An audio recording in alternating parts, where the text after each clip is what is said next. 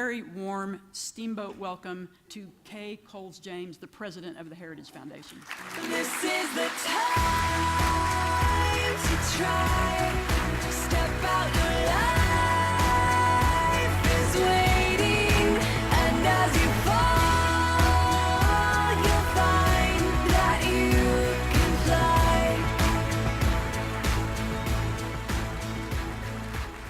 Well, hello. No one in their right mind buys new shoes to give a 45-minute speech. Sweetie, can you come here a minute?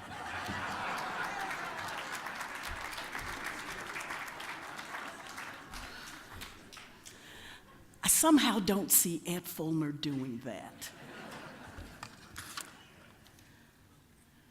Thank you. It is a privilege to be here. Freedom, you will recognize these words, is never more than one generation away from extinction. We didn't pass it to our children in the bloodstream. It must be fought for, protected, and handed on for them to do the same. Or one day we will spend our sunset years telling our children and our children's children what it was like in the United States when men were free. Ronald Reagan. I, like you, have no intention of spending my sunset years telling my grandchildren what it was like in the United States when men and women were free. And so every day I get up and go into the Heritage Foundation, I join hands with people like you from all across the country who have that same passion, that same vision. And that's one of the reasons that I am so thrilled to be here with you today. Yes, we are very proud of the fact that we joined hands with you at the beginning, and we're there for the launch of the Steamboat Institute. I love you and you're personal favorites of mine, not just because of the great work you do, but because of the partnership, the relationships that exist between you and the Heritage Foundation. What you stand for is truly remarkable, and I salute you for all that you are striving to achieve. And I want to say a special thanks to those of you who are donors to the Steamboat Institute. By being here, I think you get to see a flavor and understand that what you're doing is far more than just donating to a public policy think tank or institute. You are joining hands with those of us that get up every day and are determined to leave a nation more free than what we found. As I prepared for my thoughts for you today, I realized that there are just so many things I could talk about. Your mission, your programs, your people, and all that you've accomplished in just 10 short years, and the impact that you've had on our nation. But among all the wonderful things that Steamboat stands for, one statement on your website struck me as being especially meaningful today. It says, there is a tremendous desire by many Americans to be more, to do more, to make a difference in their communities, their states, and our nation, and I could not agree more. In my own life, I've had the opportunity that this great country has given me to be more, to do more, and to make a difference. And so I know the power of purpose it gives you and how fulfilling it can make our lives. For me, it started when I was just a child, but I knew even then that to be an American meant fighting for what you believe in. Our very nation was born out of such a fight. And she's been waging it ever since. And she is to have a future, our great nation is, as bright as her past. But it's a fight that you and I must continue. The battles I personally waged centered on issues that touched my life and moved my heart. My entry into the movement came by way of the pro-life movement because I simply believed that a nation as great as ours could solve the issues that faced us as a nation without ripping children out of their mothers' wombs and throwing them into trash cans. We're better than that.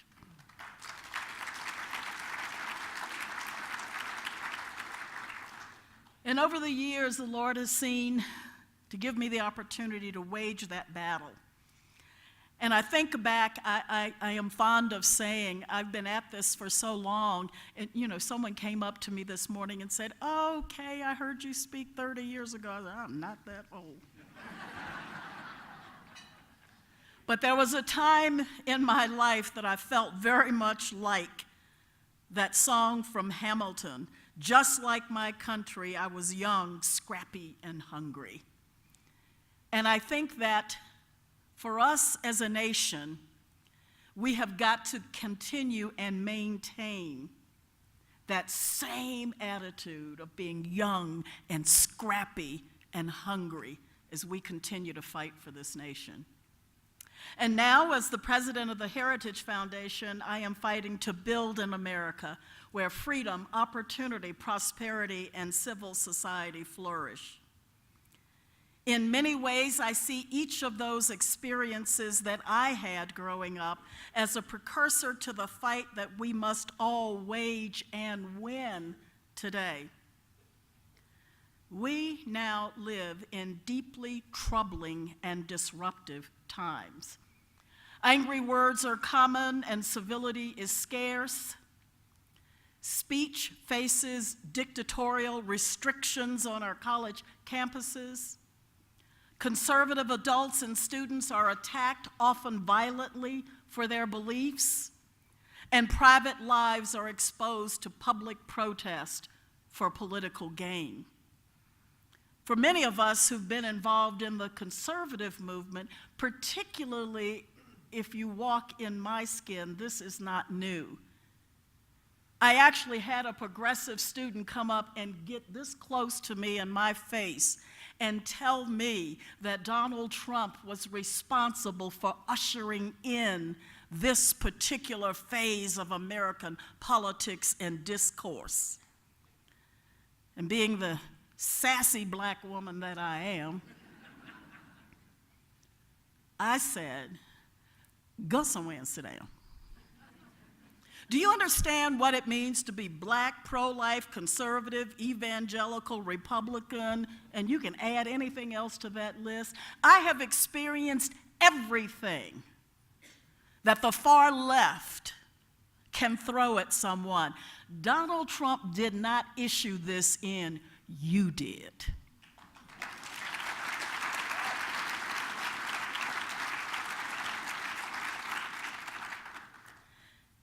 And you better carry that message to someone else who doesn't know and understand that. I've been escorted off college campuses by police officers for fear of the bodily harm that would come to my husband and me as we were standing in the gap fighting for the things that we believe in.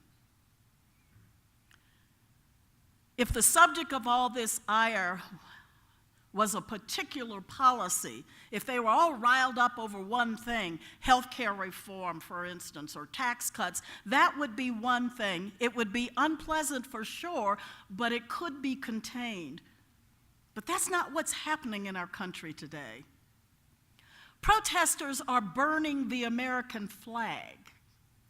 They are dismissing our founders as little more than an irrelevant bunch of old dead guys. And they are urging action that departs from the principles on which America was built. The nomination of Judge Kavanaugh offers a startling case in point. And I think it gives us an opportunity to make our case. It would be hard to find a more experienced, impartial, fair jurist for the nation's highest court. His record is voluminous, his opinions have been widely hailed, his personal life is a model of humility and public service. But what has caused him to be tarred as public enemy number one is his faithfulness to the Constitution.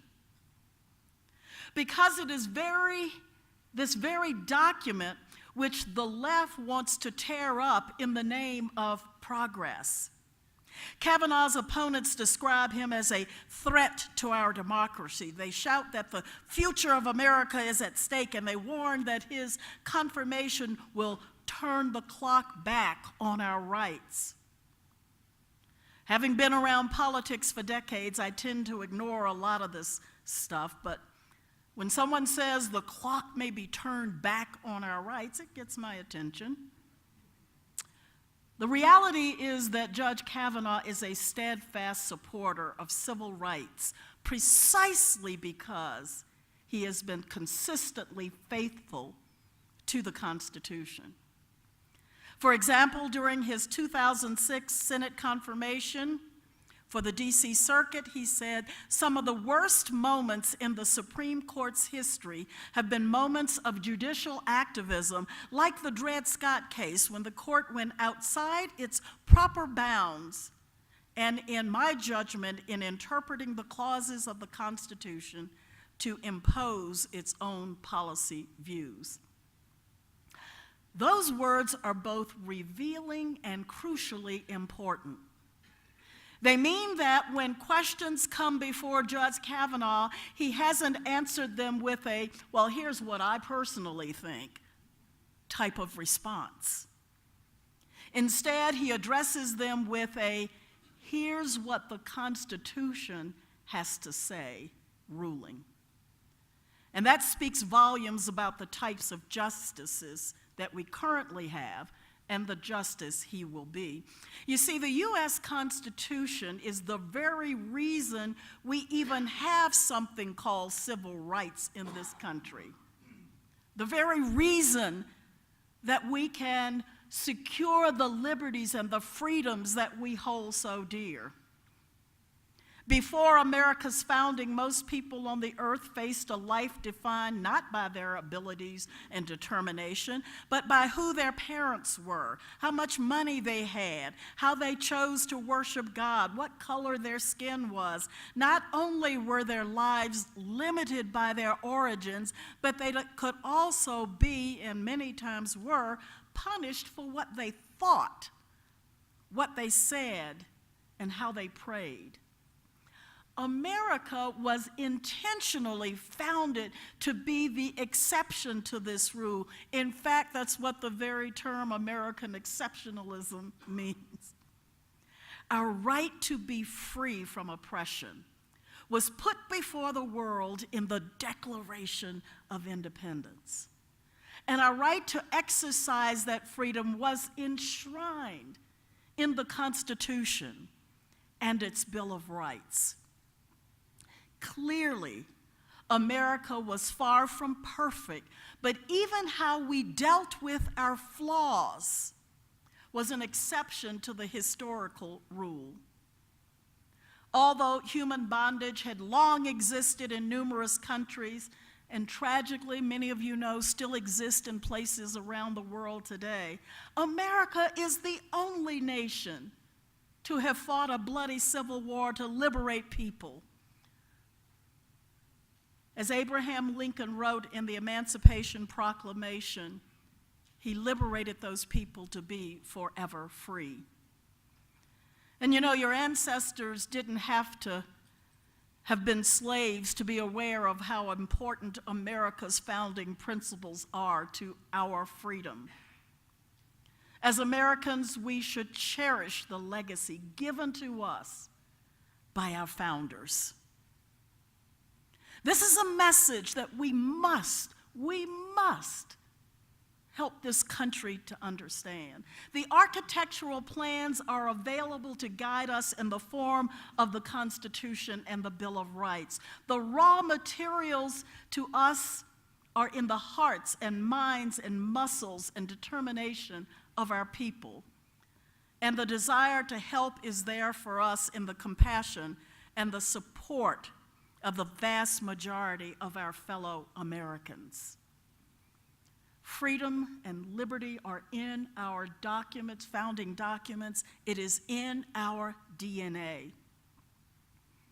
And as Americans, we have had to overcome huge obstacles, of course, but the extraordinary achievements we've realized would not have been possible without our founders and without our founding documents.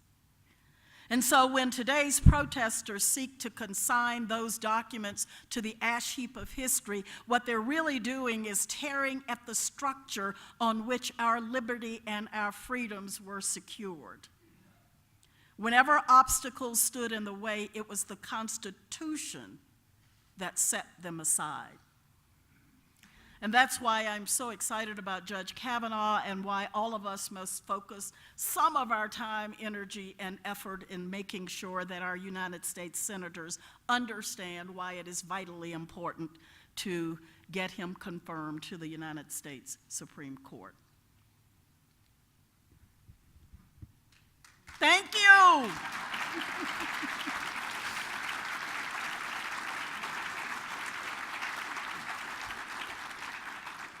I'm going to help y'all out a little bit. I come out of the black church tradition. And so what that means by definition is you get a better speech with audience participation. There you go.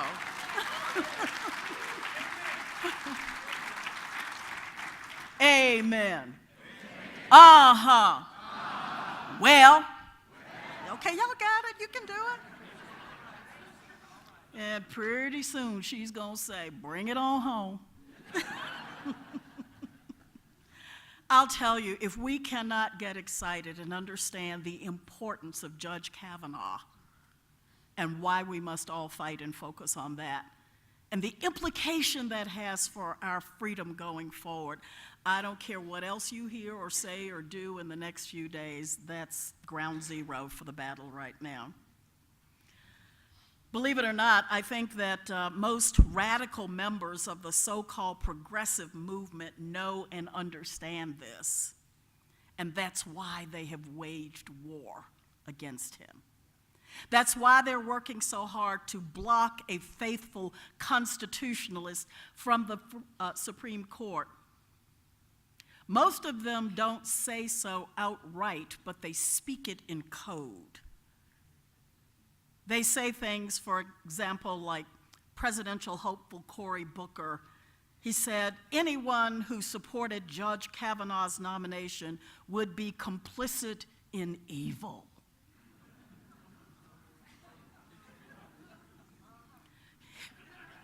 You got it. You go, girl. Hillary Clinton is another example. In a speech to the American Federation of Teachers just a few weeks ago, she said Kavanaugh and his supporters, that's you and me, deplorables.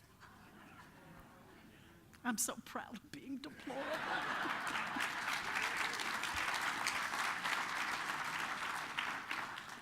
She said, I used to worry that they wanted to turn the clock back to the 1950s. Now I worry they want to turn it back to the 1850s. What was she saying in code? In her misguided view of America, confirming Kavanaugh, she was saying would thrust our nation back to the days of slavery. I think it's safe to say that the giants of American history would strongly disagree. The Declaration of Independence proclaimed that all men are created free and equal, a statement without precedent in history. Thomas Jefferson described slavery as a cruel war against human nature itself, the Declaration's first draft. Some of the drafts removed it, but that's okay, the sentiment was still there.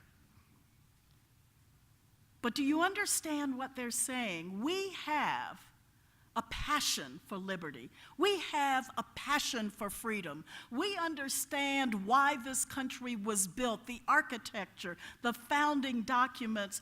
But I just want to remind you of one thing before I close and take some questions. Years ago, I came across a speech that was given by Rush Limbaugh's father. And it was so enlightening. Because at the end of the day, after going through it, and I'm going to share a little bit of it with you, I became determined to make sure that today's patriots understand in undeniable terms and ways that the same courage, the same passion, the same commitment that was required to found this nation is required today from each and every one of us to sustain it.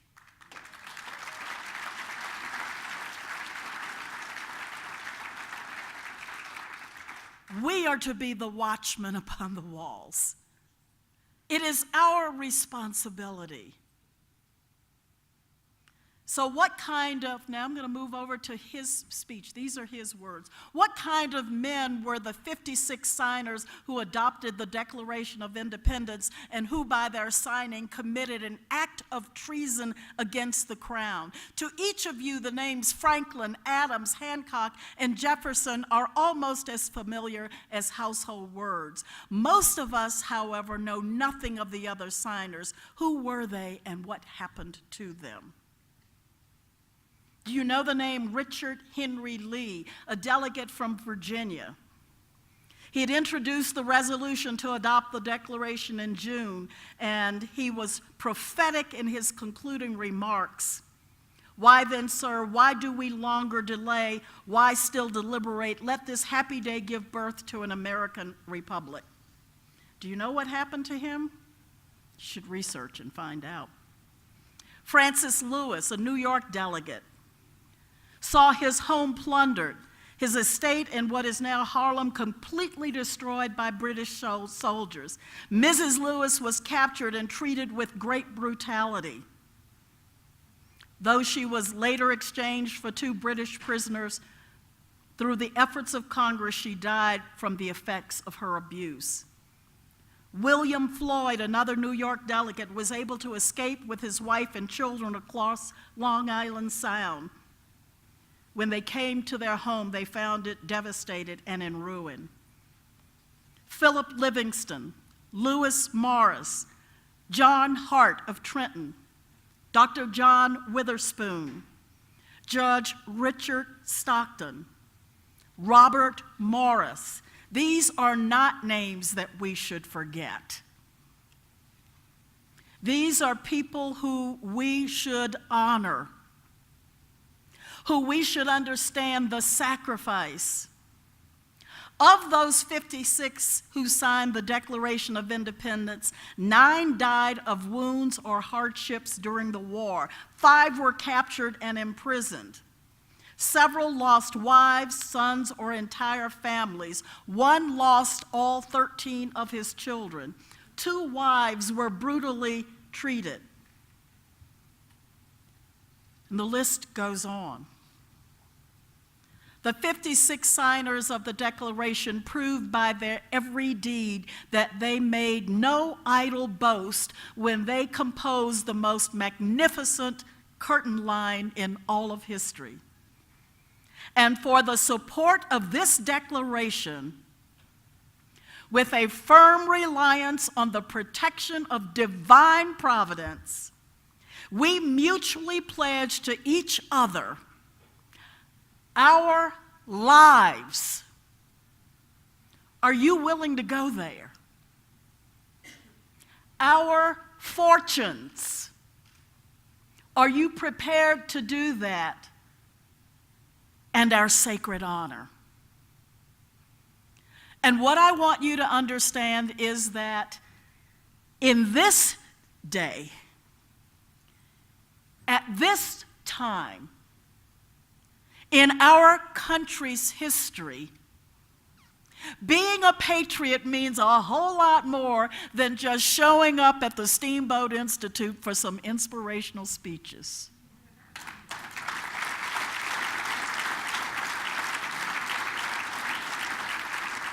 The very same thing that was required of our founders is required of us. Are you prepared? Are you ready?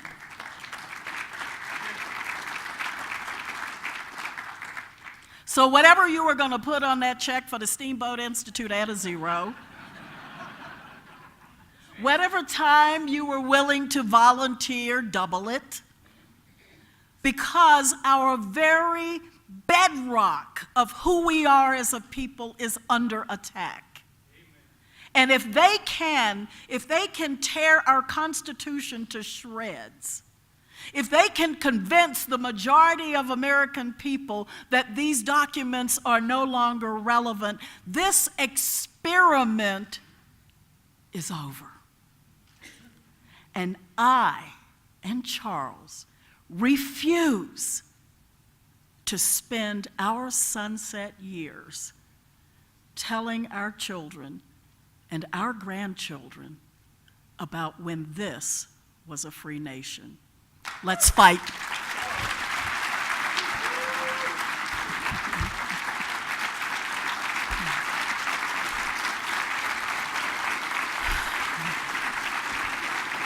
Thank you. You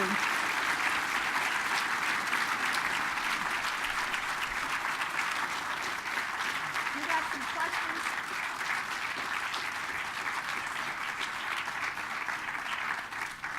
Thank you so much. I hope you can tell. I mean, this is like for real stuff, people.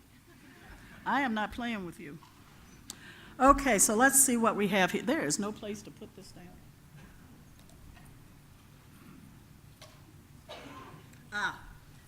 Could you explain how ordinary people can help spread the message of liberty? I am absolutely convinced that we have missed one of the greatest opportunities, and I know this is going to sound like it's coming from left field, but I believe it, I mean it, I've seen it work. Hospitality. Hospitality. It is amazing what happens when you invite coworkers and friends into your homes for conversations. It is amazing when you determine that you're not going to live in a neighborhood and not know the people around you and have the opportunity to influence them. When the early days in the pro-life movement, it was amazing to me how easy it was when people were determined to open up their homes and bring in speakers. And so one of the first things that I would say is hospitality. And probably you're not going to hear very many people say that, but I believe it. It's those one-on-one interactions and relationships. And a lot of times we hesitate to talk to the people in our sphere about things that matter, because you don't want to talk about religion, sex, or politics, and I'll do all three. And of course, you know all the rest. You know holding our elected officials accountable, getting involved and working in campaigns. Being involved in politics is not an option. It is imperative. And I used to do a lot of speeches in churches, and you know, some of my church friends would say, well, that's nasty, dirty business. I just want to share Jesus. And I would tell them, render unto Caesar's what is Caesar's. And in this form of government, you know what belongs to Caesar? Everything. So you better get involved. How can our side win this intellectual battle of ideas when the other side often wants to intimidate, shut down debate? You know how we win? We're just basically nicer than they are. For real. It is interesting when I have done debates on issues, and I used to debate for a living. I debated conservative policy and ideas all over the country, and Charles and I have even traveled the world to do that. And I always make it a point to connect with the audience. People like people who they think like them. We like people. The reason we believe in our conservative ideals and values is because we want to see people's lives improve. We want to see this country great. It's not just because we want to win an intellectual idea or battle. Our ideas improve lives. People have said she has completely lost her mind when they said, who are some of the audiences you want to take the conservative message to? And I say, Bernie Sanders voters.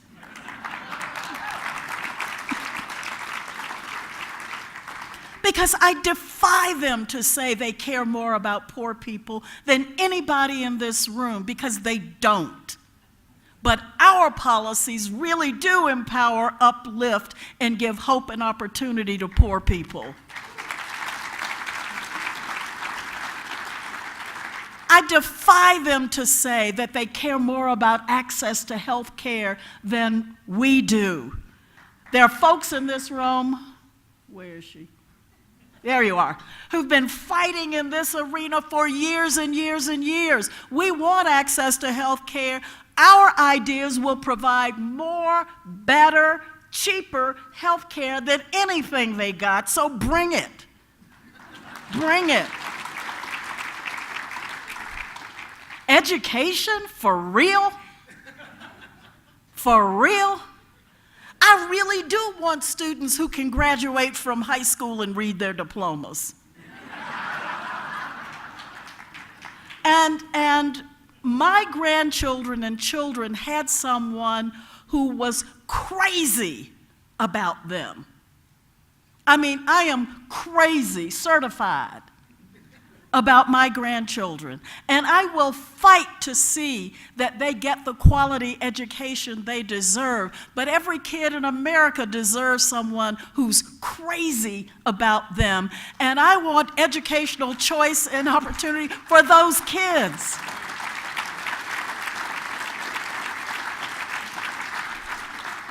Instead of trapping them in failure factories and a pipeline for our prison system. Our ideas are better. So we win because we're right.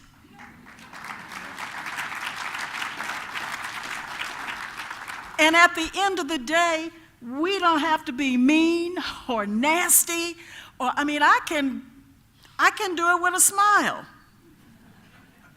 You know, I said to a group of interns one time, how many of you want to come to the Heritage Foundation to get all the knowledge, skills, and abilities so that you can go out and annihilate the opposition? And a few of them said, yeah. I said, no. We want to win them. We want to win them with our ideas and win them to our side. Because, folks, let me tell you, it's a fine line, and I feel a need to say this. This is not about identity politics. This is about going out and they've set out the battlefield. Not me, not you. They said, we're going after women, youth, minorities. Okay, if that's where you want to fight, I'll fight you there. Because we have messages for all of them. And so it's not identity politics, it's going after the very people we need to grow our movement and kick their butts. So.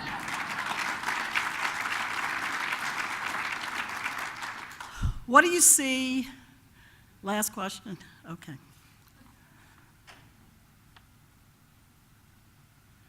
Getting old is a bear. What do you see as the best one or two wedge issues that we can use to bring more people into the conservative movement?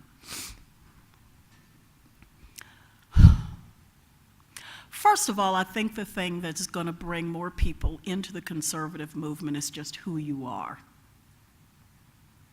You are people who genuinely love this country, who have compassion and passion.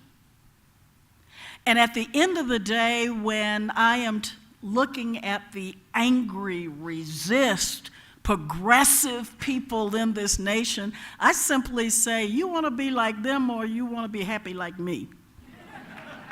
So, the first advantage we have is being what Ronald Reagan called happy warriors. We are happy warriors. And we're engaged in this battle because of the love that we have for this nation and for the values and principles.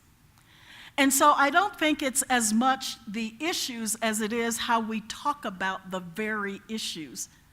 You can take any issue, and our ideas are better. Any issue. And so what we have to do is figure out compassionate and compelling ways of making our arguments. You know, it really disturbs me because we are thoughtful people and most of the folks in this room are intellectuals. And it galls me that the left has gotten every issue down to a bumper sticker. They have figured out that for women, it's reproductive rights. That's all they got. And you know, of course, I say they care about women from the waist down, we from the shoulders up.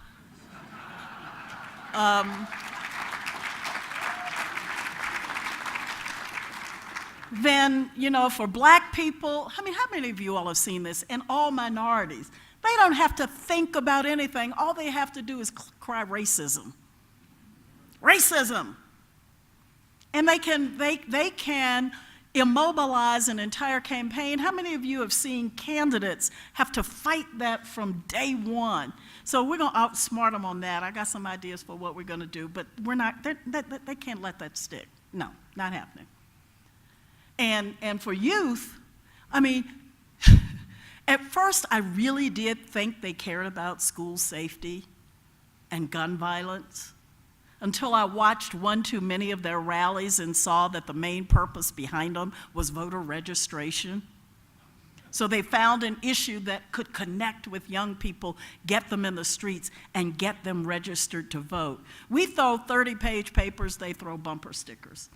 But that's okay because we have to have the 30-page papers to show, but we also have to figure out how to take the 30-page paper and make it into a bumper sticker.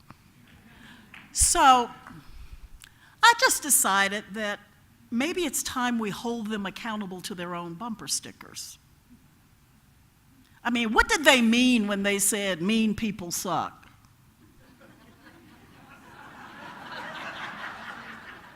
Have you seen some of those protesters on the far left?